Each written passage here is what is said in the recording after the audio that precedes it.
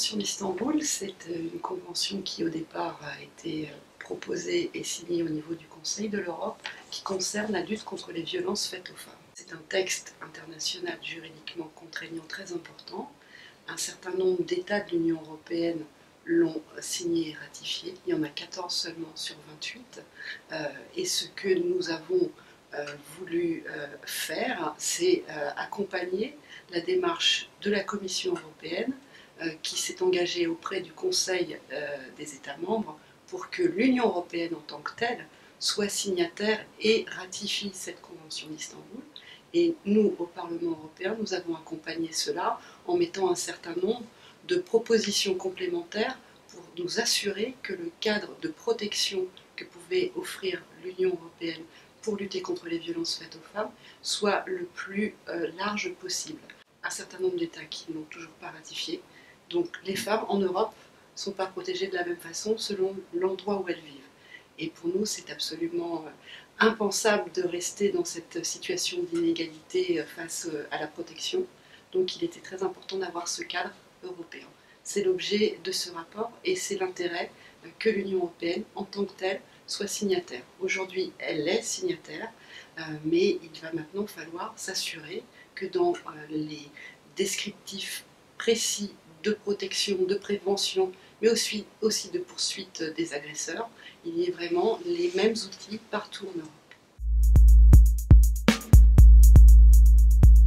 14 pays ils l'ont signé et ratifié, ça veut dire qu'ils sont tenus d'avoir une législation nationale qui applique toutes les mesures qui sont prévues dans la Convention d'Istanbul. Avec maintenant le cadre européen supplémentaire, ils devront aussi être en conformité avec ce que nous avons préconisé au niveau européen. Donc il n'y a plus seulement que les 14 sur les 28, mais c'est bien l'ensemble des États qui vont devoir le faire. Il est urgent que tous les États membres de l'Union européenne signent et ratifient cette convention. Ça, il faut absolument pour que le cadre national et le cadre européen soient le même pour tous.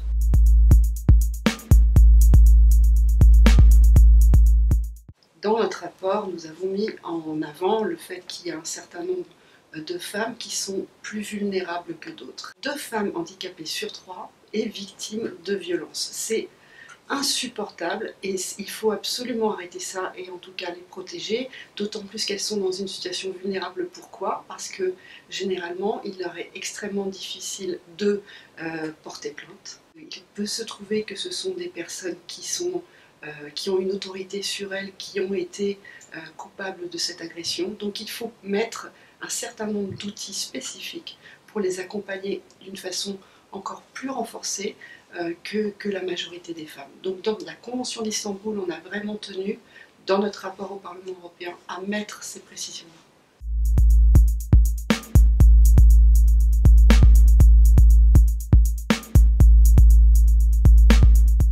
Je pense qu'il est temps que la parole se libère et qu'il faut absolument qu'elle se libère et que toutes les femmes victimes de violences puissent porter cette parole et qu'on puisse les accompagner. Et spécifiquement pour les femmes handicapées, il faut les accompagner dans cette prise de parole pour qu'on l'entende aussi parce qu'elle est trop rarement mise sur le devant de la scène. Et la prise de conscience qui est faite aujourd'hui est importante parce que tout le monde se rend compte. Moi, je ne découvre malheureusement pas cette situation, peut-être parce que je suis femme et parce que j'en ai aussi été victime, mais que tout le monde, hommes, femmes, jeunes, personnes âgées, se rendent compte que cela touche vraiment pratiquement toutes les femmes et plus spécifiquement les femmes handicapées. Donc il faut aussi leur permettre d'avoir le droit à la parole, que cette parole ne s'arrête pas simplement à un témoignage, mais qu'il y ait un accompagnement. Et donc il faut du personnel formé spécifiquement pour les accompagner. Et aussi, dans le cadre de la poursuite des agresseurs, il faut mettre des mesures pénales, et nous en avons mis dans notre rapport sur la Convention d'Istanbul, pour qu'il y ait une répression à la hauteur de cette attaque qui est absolument insupportable, et qui est encore plus insupportable quand ce sont des personnes vulnérables.